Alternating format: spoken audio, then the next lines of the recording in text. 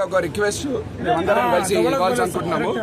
ఎందుకంటే శాంబాజీ మహారాజ్ ముందు శివాజీ మహారాజ్ పుట్టారు. హైందవీ స్వరాజ్ అనే కళాకనిన శివాజీ మహారాజ్ మీద ఆయన గొప్ప కింగ్, ఆయన మీద మూవీ కావడము చాలా చాలా ఇంపార్టెంట్. అంటే శివాజీ మహారాజ్ మూవీ రాజమౌళి గారు చేతుల్లో ఈ మూవీ కావాలని మేమందరం కోరుకుంటున్నాము. ఎందుకంటే he will really deserve. Shivaji Maharaj also deserves, and Rajamouli also garu also deserves a best movie of his life and our lives. Sri Chhatrapati Shivaji Maharaj life మీద రాజమౌళి గారు మూవీ చేయాలని మేమందరం కోరుకుంటున్నామండి. Thank you. ఎందుకంటే గతంలో జరిగినటువంటి అఘాయిత్యాలను కళ్ళ కట్టినట్టుగా చూపించడం జరిగింది.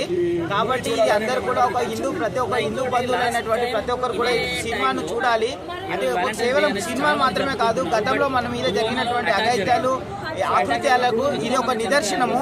ఇప్పటికైనా సరే మన హిందూ బంధువులందరూ కూడా చూసి దీన్ని కనువిప్పు తెలుసుకొని ఎలా ఉండాలి, ఎలా మన నెక్స్ట్ జనరేషన్కి ఏమైనా ఎలాంటి సమాచారం ఇవ్వాలనేది కూడా ప్రతి ఒక్కరు గ్రహించాలని కోరుకుంటున్నాను. Thank you.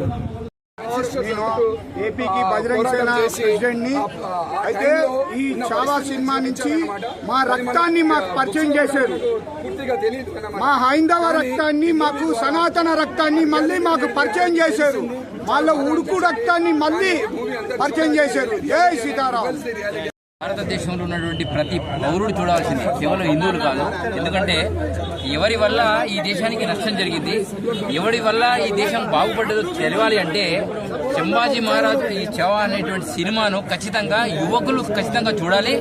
ఎందుకంటే మనకు 1947 తర్వాత స్వతంత్రం వచ్చిన తర్వాత కూడా మనం ఇంకా స్వతంత్రం లేకుండానే బతుకుతున్నాం. దానికి కారణం ఏమిటంటే మన చరిత్రను మనం పూర్తిగా తెలియకుండా చేసేటువంటి కొంతమంది చరిత్రకారుల వల్ల ఈ సమస్య జరిగింది. సార్, విక్కీ కౌశల్ గారు ఆ క్యారెక్టర్ లో యాప్ట్ అయ్యారంటారా?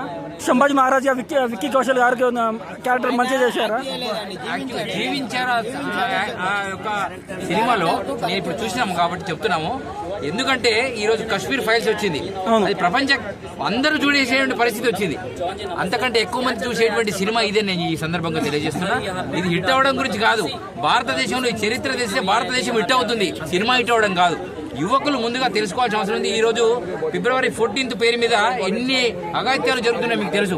ఆ రోజు ఈ సినిమా రిలీజ్ కావడం అనేటువంటిది యువతకు ఇది సందేశంగా, ఆ సందేశం పూర్తికంగా వాళ్ళు తీసుకొని ఈ రోజు ఆ సినిమాలో నిమగ్నం కావాలని సందర్భంగా తెలియజేస్తూ భారత్ మాతాకి జై, జై శివాజీ మహారాజ్.